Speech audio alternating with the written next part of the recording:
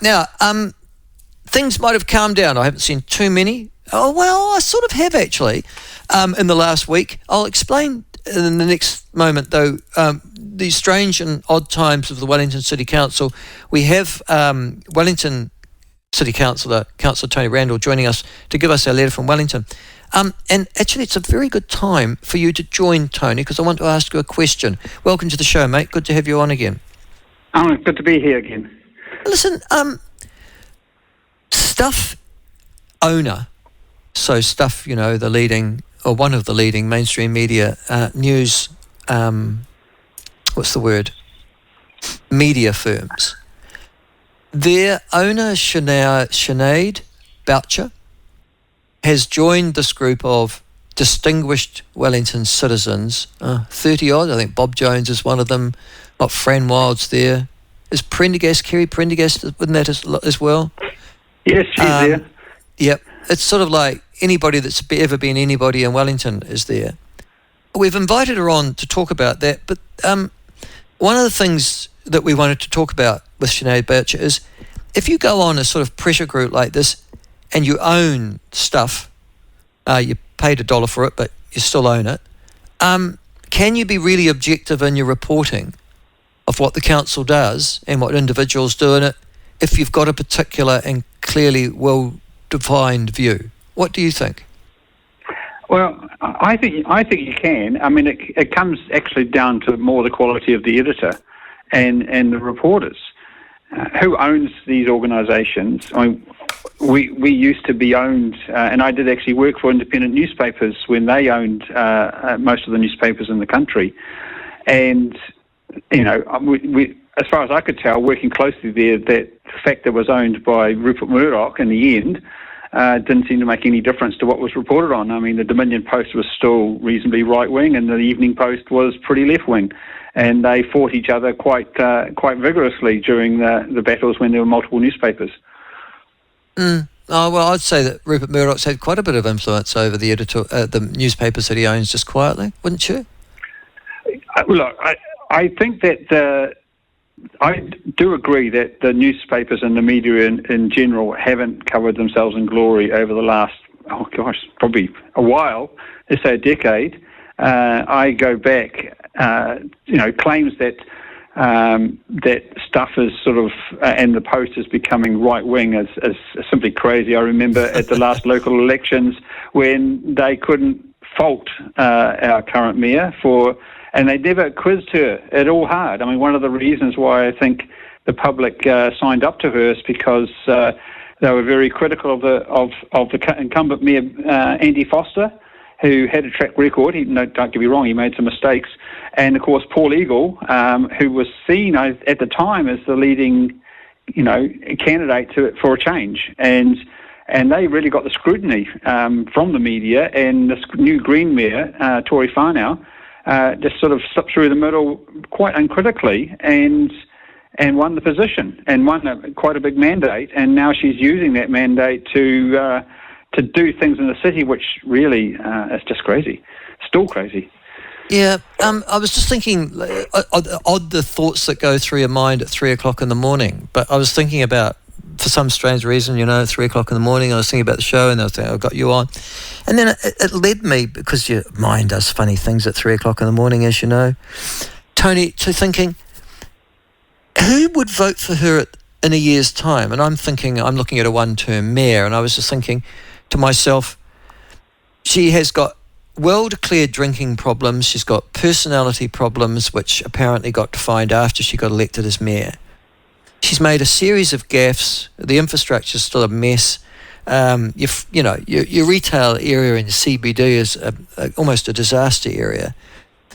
Will anybody be actually voting for her? And then I thought to myself, is there any account, is Wellington, do you think, prepared to go down the route just because she is a Maori woman in the Greens Party who supports a number of fashionable causes?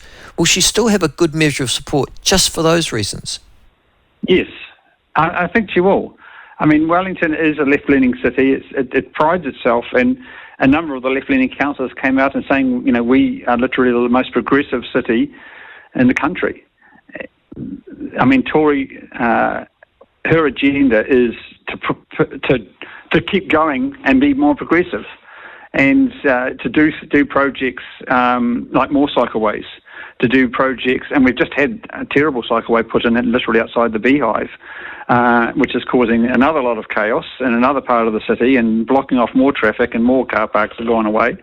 And that doesn't stop. And while she can go out and say, oh, we're sensitive to businesses, we'll listen to you, but the agenda drives on. And it's easy to underestimate too how much people are living in their own bubble. There's a whole left-leaning bubble of news and media that people on the left are listening to, and they don't hear a lot of the things, for example, even the criticisms that come out on places like the Platform. They don't even see that, and it's a big problem, actually. But it is the nature of people that they want to hear the message that they want to hear.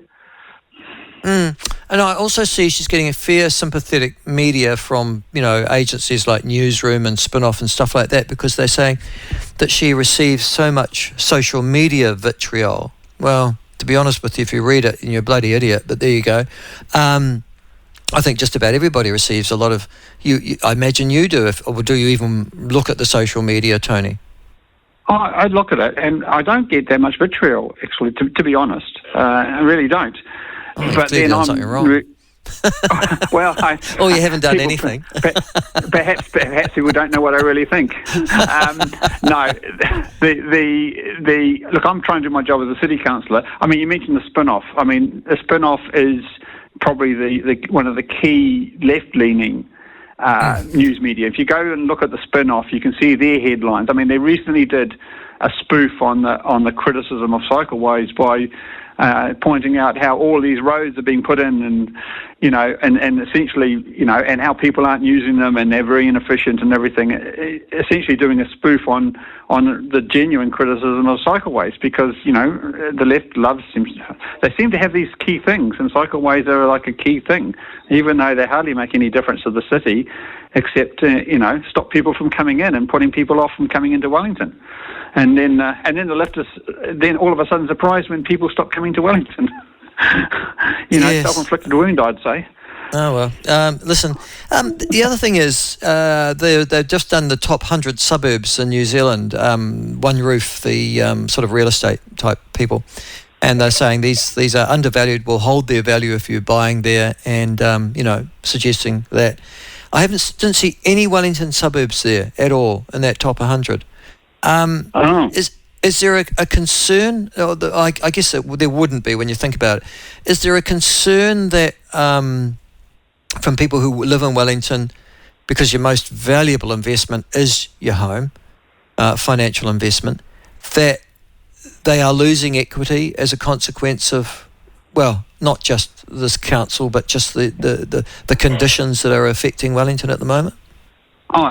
Well, absolutely. I think if people are just, living their lives, most of your life, you set yourself in a family home, you're there for 7 years. During that time, you're not worried about it. It's when you're buying and selling. And if you're buying and selling in the same market, it sort of evens out. First home buyers, of course, they're the ones who have to stump up the big money. And people who bought 2-3 years ago when the prices were at their peak are really, really struggling. Interest rates have come down, thank goodness, so hopefully that will help ameliorate that. But, Wellington is in a recession, essentially. And so people who may want to buy are often being put off by the fact that they may not have their job. And, I just heard the other day that, yet another agency is getting restructured. And so the restructuring and we're going to have 2 positions where there are 4 positions now. That's happening right across Wellington, and it continues. So lots of uncertainty. Our house prices, I think they've fallen 20%, 30%. A lot of money, and it's a good time to come to Wellington if you have a job, but we've still got some adjustments to make, and we've got to get our mojo back, really, because it's a depressing place. People are really down at the moment, and they're not looking forward to stuff. That's bad for a city.